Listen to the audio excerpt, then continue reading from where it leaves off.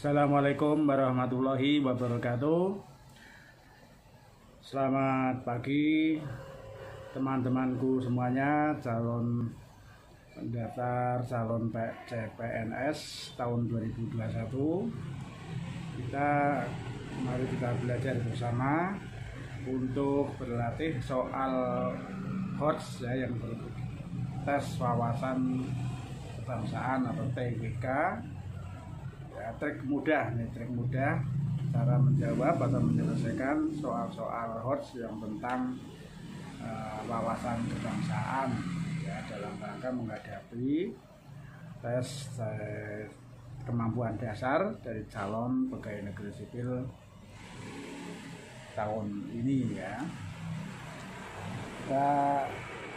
Sebelumnya kita pahami dulu bahwa tes TWK itu materinya itu meliputi ada ruang lingkupnya ya, meliputi Pancasila, yang kedua Undang-Undang Dasar Negara RI tahun 1945, yang ketiga sejarah nasional, yang keempat ya besar nasionalisme, bela negara nomor 5, kemudian keenam kebijakan negara, dan ada bahasa Indonesia. Kira-kira seperti itu, di mana kebijakan negara biasanya pada situasi isu-isu terbaru ya di tanah air Indonesia. Untuk pembahasan tes wawasan kebangsaan menghadapi tahun ini akan saya bahas langsung ya, saya tampilkan soalnya. Kita baca bersama-sama, nanti bagaimana cara menjawabnya saya jelaskan, kunci sudah saya sampaikan di situ. Nomor 1, sebagai ideologi terbuka, Pancasila mengandung 3 nilai, yaitu nilai dasar, nilai instrumental, dan nilai praksis. Di bawah ini merupakan pernyataan yang benar berkaitan dengan nilai instrumental Pancasila adalah, perhatikan option A, Pancasila mengandung 5 nilai utama: ketuhanan, kemanusiaan, persatuan, kerakyatan, dan keadilan. Sebelumnya saya sampaikan dulu bahwa nilai dasar itu nilai yang tidak berubah atau nilai yang tetap ada, tidak lain adalah 5 sila Pancasila. Itu nilai dasar ya: ketuhanan, kemanusiaan, persatuan, kerakyatan, dan keadilan. Itu nilai dasar. Nilai dasar itu berupa cita-cita, mengandung cita-cita yang luhur, nilai-nilai yang baik dan benar, tapi masih dalam dimensinya idealis, sehingga perlu dijabarkan dalam dimensi normatif yang berupa nilai instrumental. Nilai instrumental itu adalah perwujudan dari nilai dasar yang berupa peraturan perundangan dan lembaga-lembaga. Peraturan perundangan tertinggi adalah Undang-Undang Dasar Negara RI tahun 45, ketetapan MPR, undang-undang atau perpu, peraturan pemerintah, perpres, dan seterusnya sampai perda. Itu namanya nilai instrumental. Sedangkan nilai praksis adalah nilai yang berupa tingkah laku, sikap tingkah laku kehidupan sehari-hari dalam rangka melaksanakan nilai instrumental.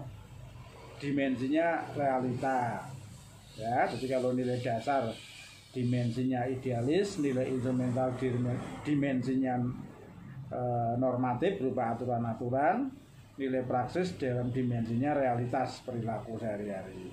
Nah, kembali ke soal yang ditanyakan adalah nilai instrumental. Kalau yang A jelas nilai dasar ya, jelas salah. Terus yang B, menjaga ketenangan, itu kan berupa sikap perilaku, itu nilai praksis ya, menjaga ketenangan hari raya, wujud perilaku ya, perilaku itu nilai praksis. Kemudian yang C, nilai ketuhanan yang Maha Esa dijabarkan ya, nilai nilai ketuhanan itu nilai dasar dijabarkan secara konstitusional dalam pasal 28E dan pasal 29 Undang-Undang Dasar Negara RI tahun 45. Nah, ini pasal 28, 29 Undang-Undang Dasar namanya nilai instrumental. Jadi yang betul yang C ya, sedangkan kalau pelaksanaan pemerintahan umum yang D itu masih merupakan nilai praksis. Penyelenggaraan pemerintahan yang bersih merupakan perwujudan nilai Pancasila. Penyelenggaraan pemerintahan ini nilai praktis juga ya. Jadi yang nilai instrumental adalah yang berupa peraturan perundangan. Peraturan perundangan tertinggi adalah Undang-Undang Dasar Negara RI tahun 45. Jadi kata kuncinya yang di C itu ya, ada Undang-Undang Dasar Negara RI tahun 45. Itu nilai instrumental. Oke, sekarang kebijakan pemerintahan ya. Nomor 2, Komisi Pemberantasan Korupsi atau KPK merupakan lembaga negara yang berperan besar dalam menjamin akuntabilitas penggunaan uang negara dalam penyelenggaraan pemerintahan. KPK dibentuk untuk menyelidiki kasus kejahatan luar biasa, korupsi, kolusi, dan nepotisme atau KKN. Adanya berbagai kasus korupsi mencuat ke permukaan publik. KPK berhasil mengungkap dan menangkap perilaku KKN. Namun, kasus korupsi masih marak terjadi. Upaya yang paling tepat yang dapat dilakukan oleh warga negara untuk menghentikan praktik kejahatan luar biasa tersebut adalah, nah, kata kuncinya di sini adalah upaya paling tepat dilakukan oleh warga negara, bukan oleh negara, bukan oleh pemerintah, bukan oleh lembaga negara, tapi oleh warga negara. Jadi kita jatuhkan misalnya yang A, coba mengembangkan sikap sadar hukum dalam kehidupan mulai dari lingkungan paling kecil. Nah, ini kan sikap warga negara ya. Menjatuhkan sanksi yang berat itu praktik yang dilakukan oleh penegak hukum. Oke, salah. Menegakkan hukum atas tindakan kasus kejahatan itu secara adil tanpa pandang bulu, itu urusannya penegak hukum, polisi, hakim, jaksa ya. Menggalakkan sosialisasi terkait pidana korupsi dan dampaknya itu bukan bukan untuk dilakukan oleh warga tapi oleh pemerintah, oleh KPK sendiri ya. Membuat peraturan dilakukan oleh lembaga DPR dan Presiden. Jadi yang benar jawabannya adalah A, karena yang dapat dilakukan oleh warga negara untuk menghentikan praktek kejahatan korupsi ya kita kembangkan sikap sadar hukum. Artinya kalau setiap warga negara sudah memiliki kesadaran hukum dalam kehidupan mulai dari lingkungan terkecil sampai lingkungan terbesar negara. Selanjutnya nomor 3 ya. Hak asasi manusia merupakan hak yang melekat ya, bukan hal tapi hak yang melekat pada kehidupan dan keberadaan manusia sebagai makhluk ciptaan Allah. Oleh karena itu, hak asasi manusia harus dilindungi dan dijunjung tinggi oleh hukum, pemerintah, undang-undang, dan seluruh masyarakat demi penghormatan terhadap harkat dan martabat manusia. Salah satu upaya yang dapat dilakukan sebagai bentuk peran serta penghormatan dan penegakan HAM adalah, oke, sebelum masuk ke soal-soal juga dipahami dulu maksud dari perumusan STEM soal itu, yaitu salah satu upaya. Nah, upaya yang dapat dilakukan sebagai bentuk peran serta, berarti upaya masyarakat untuk berperan serta dalam menegakkan, menghormati HAM, nah, warga negara atau masyarakat. Memberikan kebebasan, membiarkan orang lain melaksanakan haknya, ini peran serta ya, peran serta dari masyarakat. Betul A. Menarik diri dari pergaulan agar tidak bersinggungan itu bukan bentuk peran serta ya, menghindar gitu. Walaupun bisa dilakukan oleh warga tapi bukan termasuk penghormatan dan penegakan HAM. Nah, tapi itu hanya menghindar gitu. Yang D, segera menindak dan mengadili juga bukan peran serta warga. Ya, itu ranahnya penegak hukum. D, berusaha menjadi anggota partai politik pemenang pemilihan umum tidak berkaitan dengan penegakan HAM. E, menjadi anggota aktif dalam kegiatan lembaga yang bergerak di bidang HAM. Hanya sebagian kecil warga negara yang bisa aktif ya, sehingga yang sangat memungkinkan, sangat tepat bisa dilakukan sebagai bentuk peran serta dalam penghormatan HAM adalah yang A, memberikan kebebasan dan membiarkan orang lain melaksanakan haknya sebagai bentuk menjalani akan hak pribadinya. Itu yang paling mudah dilakukan oleh warga masyarakat dalam berperan serta penegakan HAM. Oke, nomor 4. Globalisasi merupakan bentuk dinamisasi kehidupan manusia dan suatu bangsa. Dengan adanya globalisasi, sangat memungkinkan terjadinya arus pertukaran kebudayaan secara mudah. Banyak kebudayaan asing masuk ke Indonesia. Dalam hal tersebut, Pancasila sebagai nilai-nilai ideologi yang dimiliki bangsa Indonesia berperan penting sebagai peran Pancasila itu sangat banyak ya, tidak hanya 1-2 peran Pancasila kita kenal. Yang pertama sebagai dasar negara, itu dasar penyelenggaraan kehidupan bernegara. Pandangan hidup itu berarti berperan sebagai pedoman bersikap berperilaku dalam kehidupan sehari-hari. Kemudian sebagai cita-cita, sebagai ideologi, sebagai paradigma pembangunan, sebagai ideologi terbuka, sebagai perjanjian luhur bangsa Indonesia, sebagai jiwa dan kepribadian bangsa. Itu berbagai macam peran dan kedudukan Pancasila.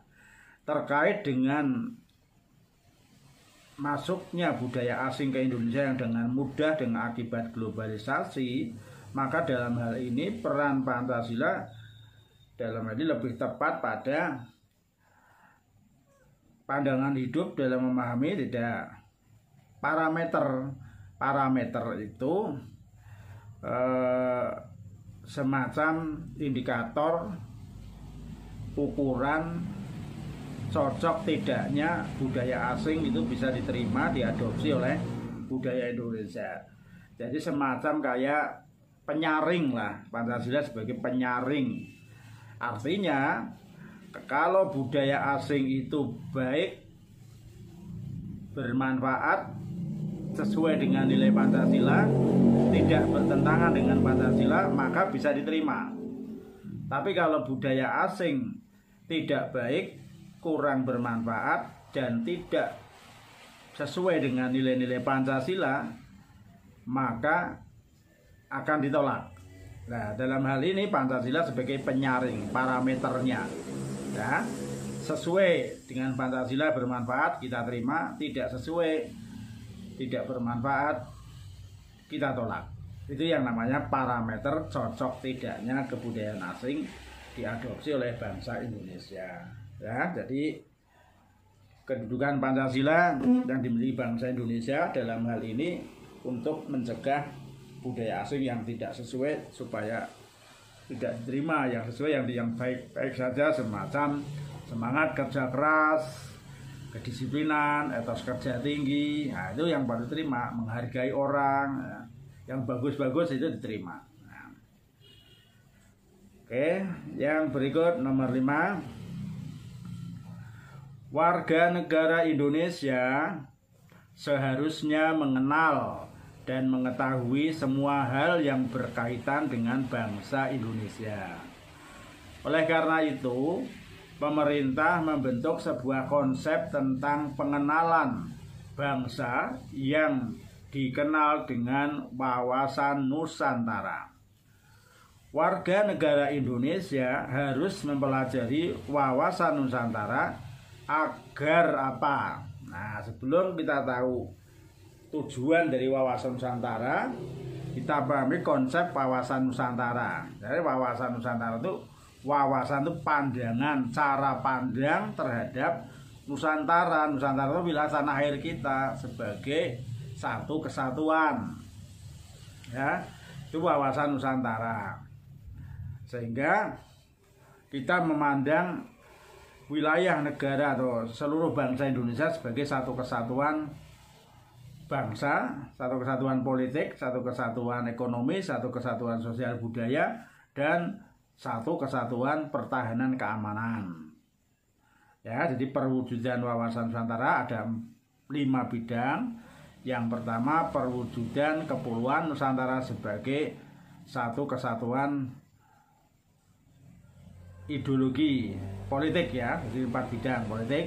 Yang kedua, perwujudan kepulauan Nusantara sebagai satu kesatuan sosial budaya. Ketiga, perwujudan kepulauan Nusantara sebagai satu kesatuan ekonomi. Dan yang keempat, perwujudan kepulauan Nusantara sebagai satu kesatuan pertahanan dan keamanan. Ini perlu dipahami agar apa? Penduduk Indonesia memiliki pandangan yang sama tentang kedudukan Indonesia sebagai negara majemuk. Ya, tidak kurang benar, ya. B. Seluruh rakyat masyarakat Indonesia memahami nilai kesejarahan bangsa dan negara Indonesia sehingga semua warga masyarakat bisa bersatu mewujudkan persatuan dan kesatuan. C. Bangsa Indonesia memiliki keyakinan yang kuat sebagai bangsa yang majemuk mampu mewujudkan persatuan dan kesatuan. D. Penduduk Indonesia memiliki keinginan kuat untuk mewujudkan negara Indonesia yang adil, makmur, sentosa. E. Agar semua warga negara Indonesia memiliki pandangan yang sama, betul, tentang diri dan lingkungan yang beragam dalam mewujudkan persatuan dan kesatuan. Jadi lebih tepat yang E, ya, sesuai dengan konsep wawasan Nusantara itu. Jadi cara pandang bangsa Indonesia tentang diri dan lingkungannya, ya, sebagai perwujudan kepulauan Nusantara sebagai satu kesatuan. Ada 4 bidang tadi: satu kesatuan politik, satu kesatuan ekonomi, sosial budaya, dan pertahanan keamanan. Oke, yang E. Berikutnya, ketika masa pemerintahan Orde Baru, sistem pembangunan bersifat sentralistik. Pembangunan yang dijalankan masih berpusat di kota tertentu. Hal tersebut menyebabkan adanya kesenjangan antar daerah di Indonesia. Kondisi tersebut dapat menghambat tercapainya integrasi nasional karena apa? Titik-titik. Ya. Kata kuncinya integrasi nasional. Integrasi nasional itu persatuan dan kesatuan. Nah, jadi kalau pembangunan nasional sentralistik berpusat pada pemerintah pusat, tidak pada daerah-daerah, menimbulkan kesenjangan. Berarti karena mengarah pada kondisi kurang adanya toleransi antar golongan. Tidak, ya, bukan golongan tapi daerah nih. Ketidakpuasan terhadap ketimpangan dan tidak meratanya hasil pembangunan.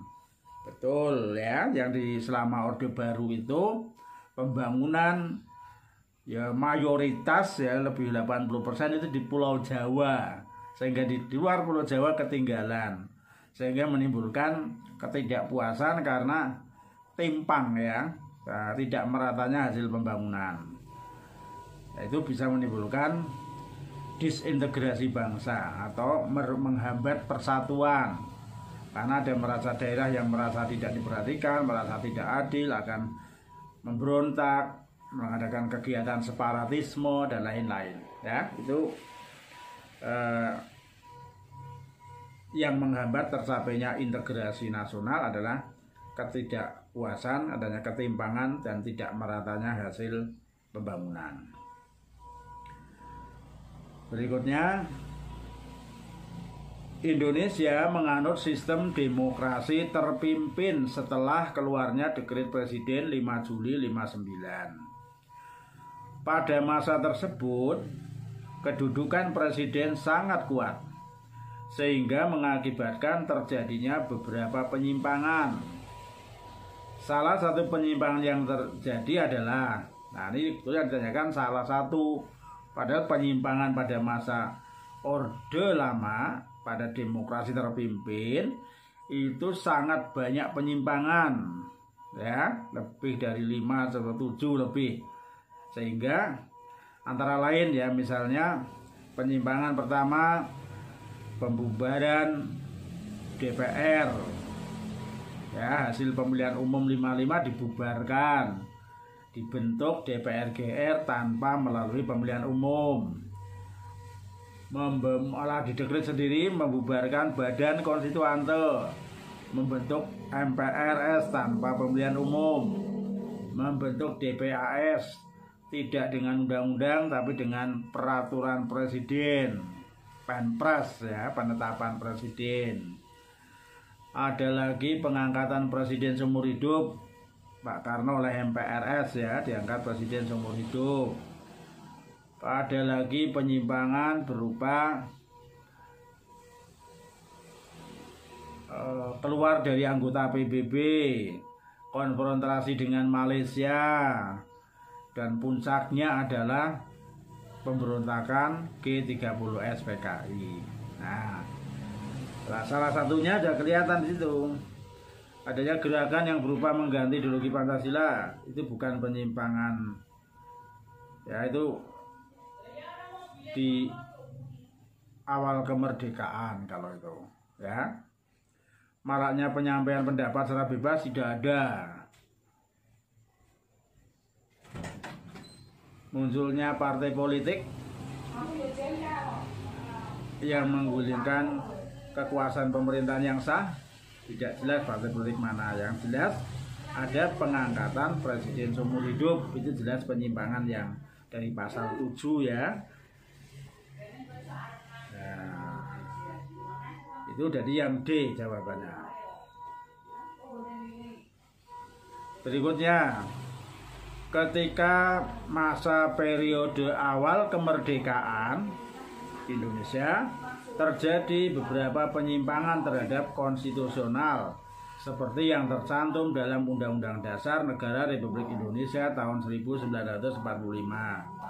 Salah satu bentuk penyimpangan pada masa tersebut adalah, nah, penyimpangan pada awal kemerdekaan yang bentuk terhadap konstitusional itu pembentukan MPRS itu pada masa Orde Lama, ya. Adanya perubahan sistem kabinet presidensil menjadi parlementer, betul. Ini dengan keluarnya maklumat pemerintah tanggal 14 November 45. Ya, jadi perubahan praktek itu harusnya presidensil berubah jadi parlementer. Jadi yang betul B. Kalau pembentukan DPAMA itu pada Orde Lama tadi yang saya katakan soal tadi, ya. Pembentukan lembaga-lembaga dipimpin presiden juga Orde Lama. DPR hasil pemilu dibubarkan juga Orde Lama. Ya, jadi yang B itu yang masa awal kemerdekaan. Awal kemerdekaan itu tahun 45 sampai 59. Sedangkan yang A, C, D, E itu Orde Lama semuanya, atau demokrasi terpimpin. Berikutnya,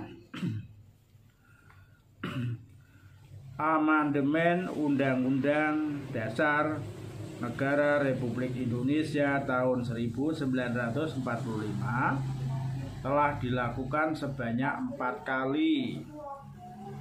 Amandemen tersebut memberikan konsekuensi terhadap fungsi dan kewenangan yang dimiliki oleh lembaga negara. Salah satunya adalah MPR. Sebelum amandemen, MPR menjalankan kedaulatan rakyat sepenuhnya. Namun setelah amandemen Undang-Undang Dasar Negara RI tahun 45, kedaulatan negara Republik Indonesia berada di tangan rakyat dan dijalankan berdasarkan Undang-Undang Dasar. Upaya yang dapat dilakukan warga negara agar kedaulatan rakyat dapat berjalan dengan baik adalah, sekali lagi sebelum menjawab perhatikan kata kuncinya adalah upaya yang dapat dilakukan oleh warga negara supaya kedaulatan rakyat bisa berjalan dengan baik. A. Memilih calon pemimpin lebih dari satu saat pemilihan umum. Memang bisa dilakukan warga negara, tapi tidak ada kaitannya dengan menjaga kedaulatan. Ya, jadi A kurang benar. Lagi pula memilih calon pemimpin lebih dari satu itu ya sama aja tidak sah kan, atau golput ya. B. Bersikap pasif karena tidak ada calon pemimpin yang totalitas sesuai dengan visi misi yang diinginkan. Salah ya, pasti ada yang sesuai, dan pasif itu tidak kurang dibenarkan. C. Ikut melaksanakan pemilihan pemimpin, pengambilan keputusan secara voting agar lebih cepat menghasilkan keputusan. Kurang benar. Pemilihan, pengambilan voting keputusan itu DPR, bukan oleh rakyat ya. D.